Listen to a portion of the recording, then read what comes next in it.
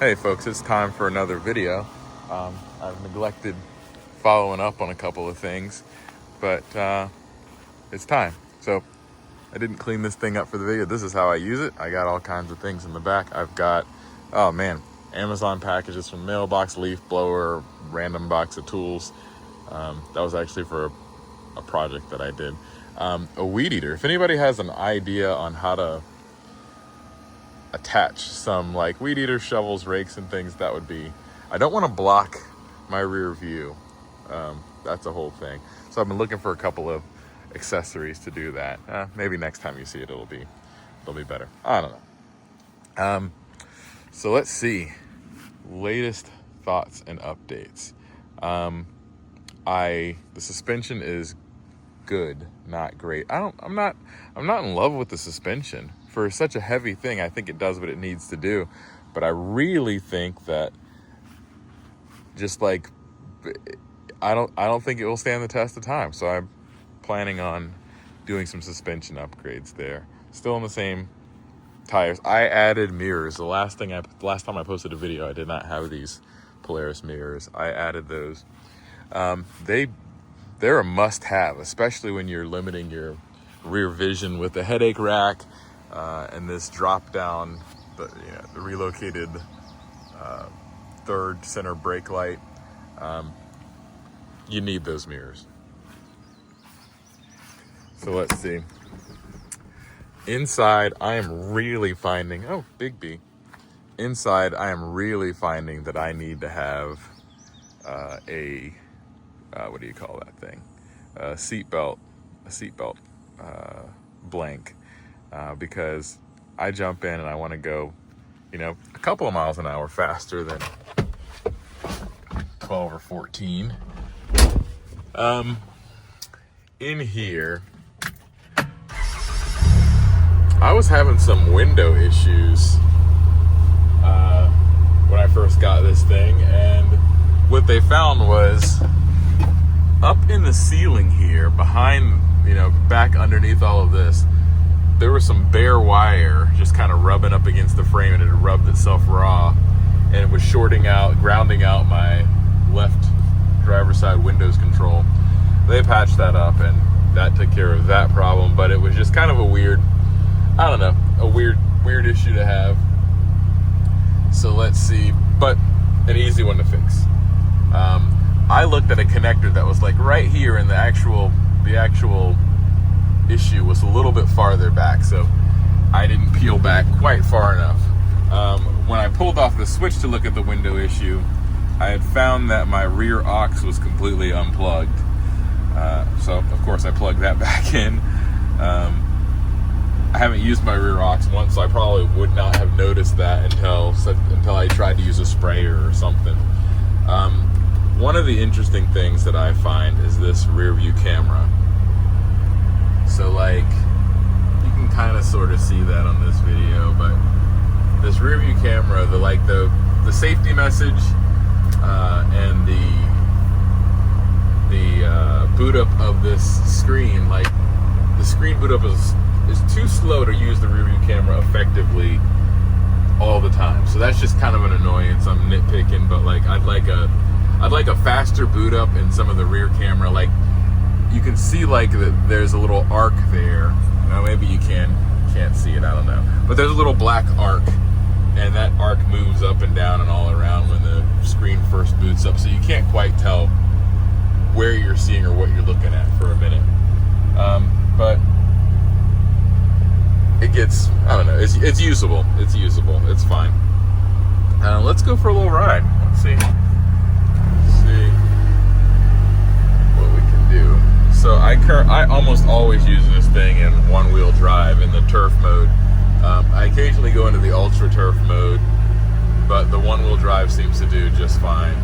So this is my iPhone's microphone. I'm not using the DJI mic today, but hopefully you can hear me all right. This is the cabin noise riding down the driveway. I'm going 30, 29. This is a 3,000 RPM. This thing handles really well. I love the setup from that perspective. I always have enough, I don't know, I have enough power, enough control in most every situation. I just want some more control when I'm off-road. But this is my normal use of this guy. Like, part of the time I'm on road, part of the time I'm off-road. I won't pull up through this little trail today. It's gotten really wet and muddy. So I'll leave that alone for this moment, but I just want to do a little quick ride and talk. Let me see if I can demonstrate this. Nah, I already have it up, so it won't work that way. But I love how you can leave the camera up. Let me see if I can. Oh, there we go. You can see that pretty well. So this will give you an idea of noise levels, because I'm trying to talk conversationally and not talk too loudly. I like the quiet of this thing. I mean, it's not quiet like a car at all, but compared to several of the other guys we test drove, this thing is pretty darn quiet. Let me see if I can find one of these bumps that gives me pause about suspension. Oh, I like this big view so you can see, like, kind of get an idea of speed. I'm just holding my phone. Oh, deer.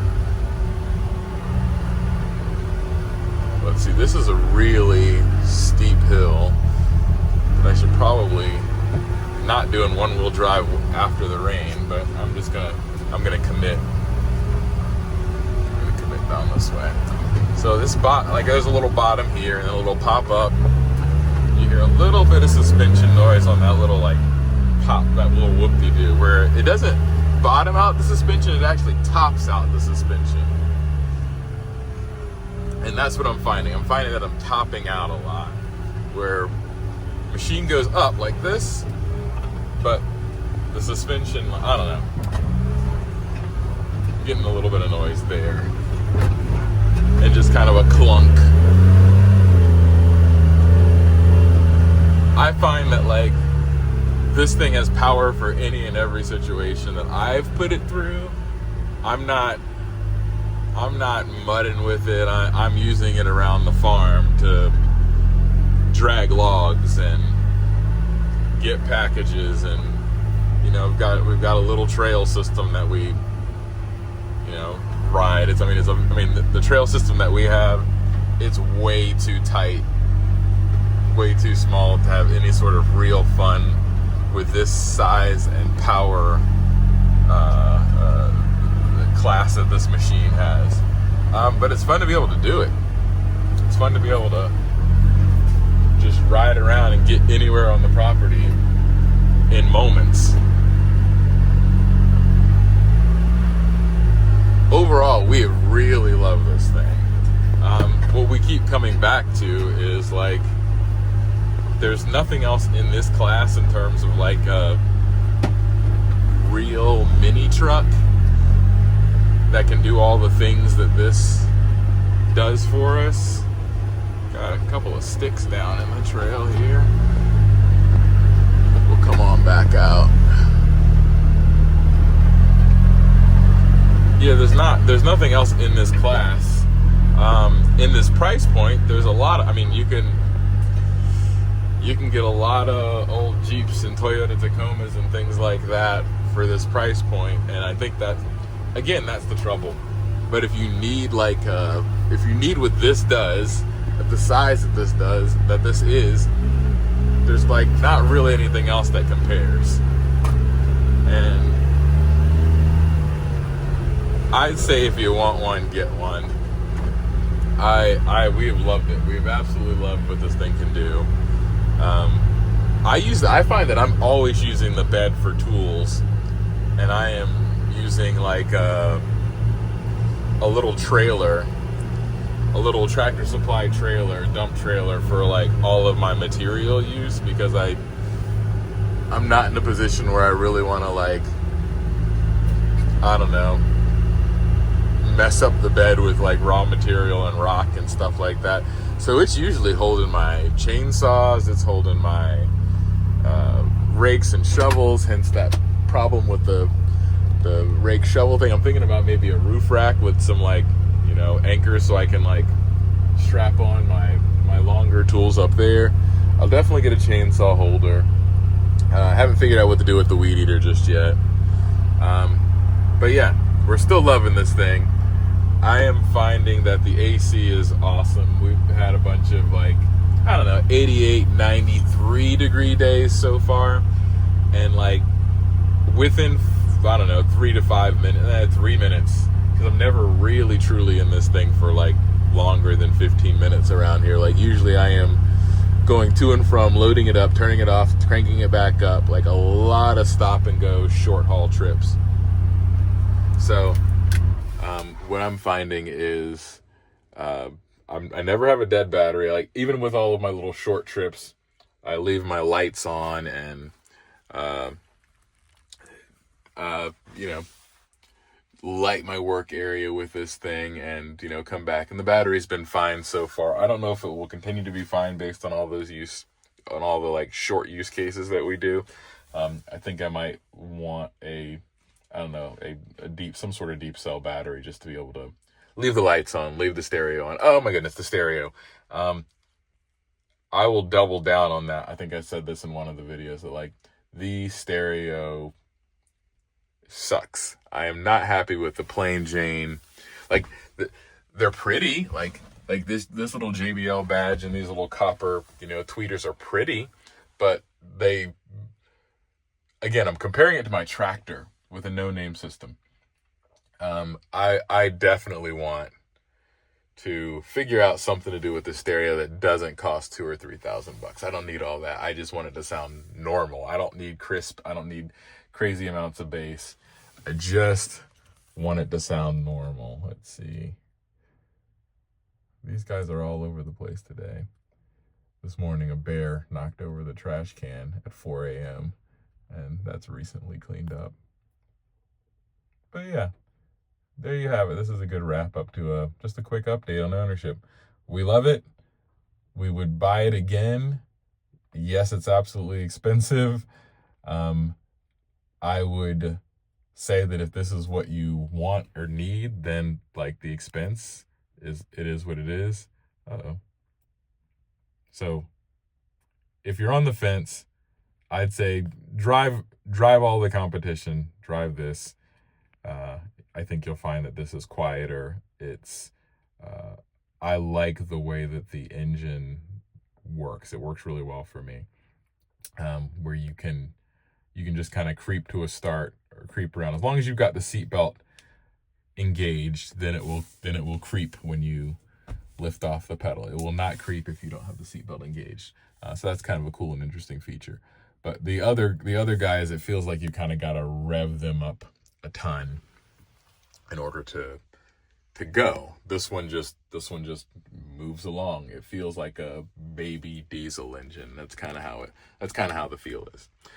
Again, I don't think it's a great off-road or not as it stands. I think you can do a mid-travel, long-travel suspension, get everything you need out of it from that perspective. Some people talk about the torque boost mode where you kind of, I don't know, press the brake, rev it up. I don't know exactly how that torque boost works. I haven't needed to use it. I haven't needed to even experiment with it. I usually have enough torque even in these backwoods areas to get up the muddy hill. And if I don't, I do stop. I engage the brake for just a moment to stop on the hill, and I just give it the beans, and it usually does what I need. In four-wheel drive, though, like, when I have four-wheel drive engaged, I don't need to do any of that. Like, four-wheel drive, tow haul mode, I haven't had to, like, do anything weird to get it going.